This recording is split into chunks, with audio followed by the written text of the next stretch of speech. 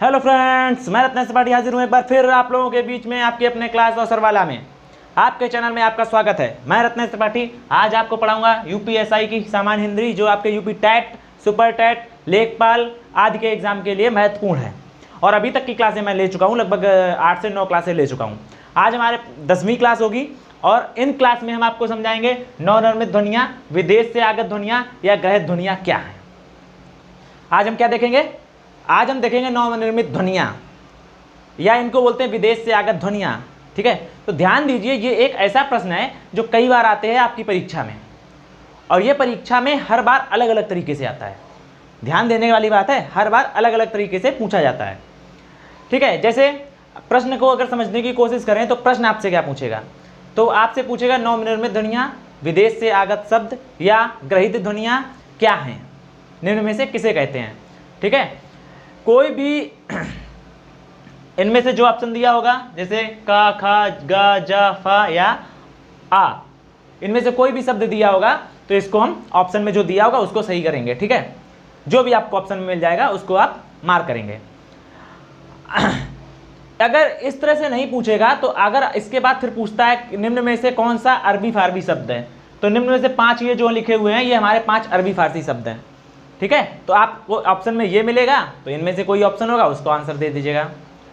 तो लेकिन एक चीज़ और ध्यान दीजिएगा, आप बहुत सारी किताबें पढ़ेंगे जो कॉपी पेस्ट कर दी जाती हैं, उनमें कई तरीके से जब पूछा जाता है कि आगत व्यंजन, हाँ जैसे ये वर्ड है आ वाला, ठीक है, इसको अंग्रेजी ध्वनियों को आगत स्वर भी बोलते हैं। जैसे अरबी फारसी ध्वनियों को आगत व्यंजन बोलते हैं और जो अंग्रेजी ध्वनियाँ हैं उनको आगत स्वर बोलते हैं।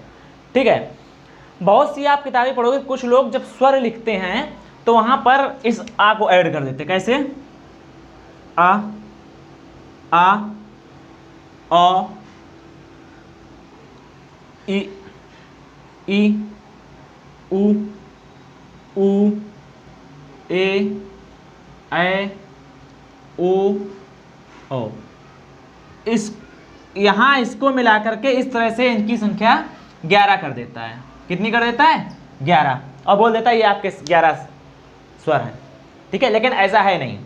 ठीक है, अब हम आपको ये बताएं कि ये चीज़ हमारे कैसे आई, हमारे यहाँ आया कैसे? नवनिर्मित ध्वनियाँ, विदेश से आगत ध्वनियाँ या ग्रहित ध्वनियाँ हैं क्या, और ये हमारे यहाँ आई कैसे, किस तरीके से आई? तो इसको बहुत ध्यान से सुनना।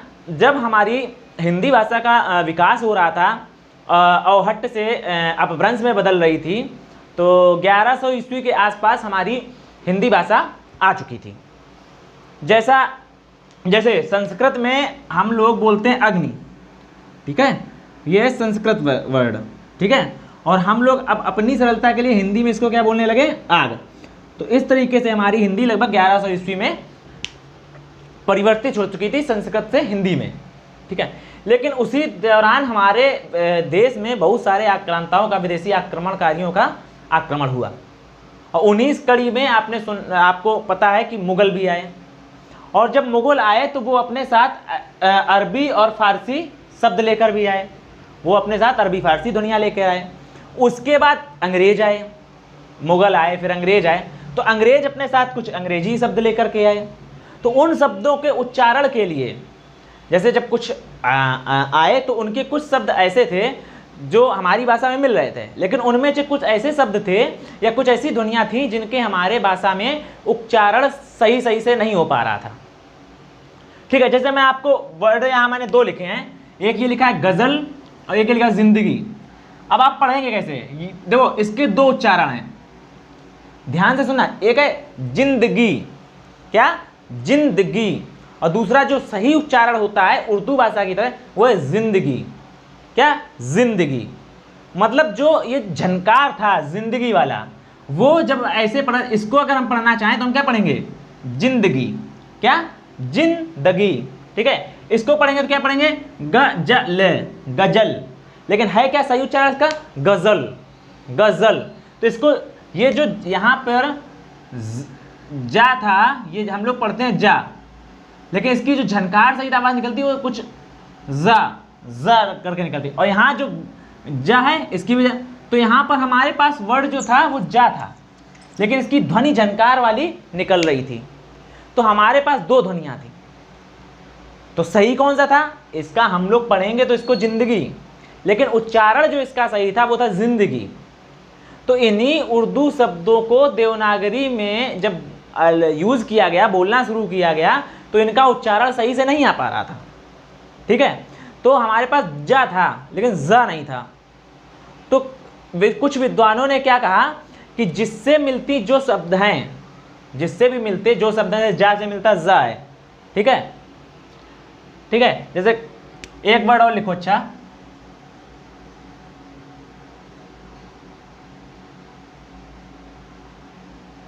ये इसी के आगे लिख लो। ठीक, इसको हटा देते हैं। ठीक है, इसको देखो, इसको पढ़ो, दो इसमें भी निकलेंगे, एक ख्वाब एक ख्वाब। ठीक है, दो निकल रही हैं। तो ऐसे ही शब्द थे जिनका उच्चारण हमारी देवनागरी लिपि में सही से मिल नहीं पा रहा था। ठीक है, तो जब मिल नहीं पा रहा था तो क्या कहा विद्वानों ने, कहा जिससे मिलती जुलती जो भी शब्द हैं, जैसे खा से मिलता ख्वा, ठीक है, जा से मिलता ज। ठीक है, अब यहाँ पे लिख तो भी पता पाए नहीं पाए, पहले लिख लेने दो। ठीक है, उनके नीचे उन्होंने क्या कहा कि उनके नीचे हम एक नुक्ता लगा देते। क्या नुक्ता? जैसे जा के नीचे ये एक नुक्ता लगा दिया। तो झनकार वाली ध्वनि जब नहीं मिल पा रही थी, विद्वानों ने क्या कहा कि जिससे मिलती हुई जो ध्वनि है उस वर्ण के नीचे क्या करें, उस वर्ण के नीचे हम एक नुक्ता लगा दें, तो इसके बाद जो उच्चारण होगा वही होगा जो हम बोलना चाह रहे हैं। तो जा से क्या बन गया ज। ठीक है, तो इस तरीके से हमें 5 वर्ण मिले। कौन कौन से? का, खा, गा, ज और फा। ठीक, ये 5 वर्ण हमें मिले अरबी फारसी में। कितने मिले? 5 वर्ण मिले। ठीक है, तो इन वर्ण के नीचे हमने नुक्ता लगाकर क्या बनाया? वर्ण या ध्वनि। हमने बनाई ध्वनि, क्योंकि हमें आवश्यकता किसकी थी? वर्ण तो हमारे पास थी, हमें वो ध्वनि नहीं मिल पा रही थी। क्या नहीं मिल पा रही थी? ध्वनि। तो हमने क्या बनाई? ध्वनि बनाई। और ये जो ध्वनि आई, ये आई कहाँ से? बाहर से आई।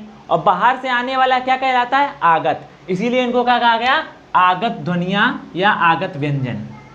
इसीलिए इनको क्या बोल दिया गया? आगत व्यंजन। ठीक है, या इनको बोला गया नवनिर्मित ध्वनियां या ग्रहित ध्वनियां, या ठीक अरबी फारसी या आगत व्यंजन। ओके, अब बात करते हैं अरबी फारसी ध्वनियां क्या हैं। तो उर्दू भाषा, जो मुगल आए वो अपने साथ उर्दू भाषा के कुछ शब्द लाए, ध्वनियां लाए। तो उन ध्वनियों को सही सही उच्चारण देने के लिए कुछ व्यंजनों के नीचे, कुछ व्यंजन का, खा, गा, जा, फा के नीचे तल बिंदु लगा करके उनका प्रयोग करते हैं, जिन्हें हम आगत व्यंजन बोलते हैं। तो ये 5 हमारे क्या कहलाते हैं? जब इनके नीचे नुक्ता लग जाए तभी ये कहलाएंगे आगत व्यंजन। जैसे कई बार हमने देखा है कि क्वेश्चन पूछ दे के इनमें से आगत व्यंजन कौन सा है, और लिख देंगे का, खा, जा, फा। ठीक है, चारों ऑप्शन एक साथ नहीं करते हैं। पहला मान लो था या, रा, सा। ठीक है, 4 ऑप्शन दे दिए और इसके नीचे नुक्ता नहीं लगाते हैं। ठीक है, और लास्ट ऑप्शन बोल देते यही सही है। तो जब तक इसके नीचे तल बिंदु या नुक्ता नहीं लगा होगा, जब तक तल बिंदु या नुक्ता नहीं लगा होगा तो हमारा ये आगत व्यंजन नहीं कहलाएगा। ठीक है, तो ये ध्यान देने वाली बातें हैं। ओके, चलो, तो ये हो गई हमारी क्या? आगत व्यंजन की बात। जैसे एग्जाम्पल क्या है? गजल, जिंदगी, ठीक है, ख्वाब। उसके बाद अंग्रेजी ध्वनि। अब अंग्रेजी भाषा में क्या हुआ? मुगलों के बाद अंग्रेजों ने आक्रमण किया। अब वो साथ कुछ अपने अंग्रेजी वर्ड लाए, जैसे लेके आए डॉक्टर। क्या लेके आए? डॉक्टर। तो जब अंग्रेजी में हमने इसको इस तरीके से लिखा, पहले हमने पढ़ा इसको, तो ये हमारा ओ था, तो ये क्या निकला? डॉक्टर। ठीक है, फिर इसके बाद हमने औ की मात्रा लगाया तो निकल गया डॉक्टर, डॉक्टर। ठीक है, फिर गांव भाषा में आपने सुना होगा, बहुत लोग बोलते हैं डॉक्टर। क्या बोल देते हैं? डॉक्टर। ओके, तो डॉक्टर बोलने के बाद तो यही होता है कि गांव में कुछ लोगों को जानकारी नहीं होती है तो वो डॉक्टर को डॉक्टर बोल देते हैं। इसी तरीके से हमारा डॉक्टर, कॉलेज और कॉफ़ी, इसका अगर हम ऊपर वाला चंद्र बिंदु हटा देंगे तो ये क्या हो जाता, काफी। अगर इसका हम सही वर्ड देखें तो क्या निकलता है, ज्यादा, लेकिन होता क्या है, कॉफी। ओके, तो इस तरीके से जो अंग्रेज आए उनके शब्दों को सही रूप देने के लिए हमारे पास क्या आया, ये आ आया, जिसके ऊपर क्या लगा है, चंद्र बिंदु, अर्धचांद का प्रयोग करते हैं। तो क्या हुआ, अंग्रेजी भाषा के शब्दों को सही उच्चारण देने के लिए हमने चंद्र बिंदु का प्रयोग किया। किसका, चंद्र बिंदु का। और इसे क्या बोलते हैं, आगत स्वर। इसको बोलते हैं आगत स्वर। एग्जाम्पल में लिख लीजिए, जैसे डॉक्टर, कॉलेज और कॉफी। ठीक है, इसके बाद नेक्स्ट टॉपिक जो हमारा है तीसरा, वो है द्वित्व। क्या है, द्वित्व व्यंजन। ये टॉपिक थोड़ा हमारा बड़ा है और आज के टाइम में हो नहीं पाएगा, तो इसको हम पढ़ाएंगे अब कल। ओके, तो मिलते हैं कल की क्लास में। जय हिंद, जय भारत, वंदे मातरम।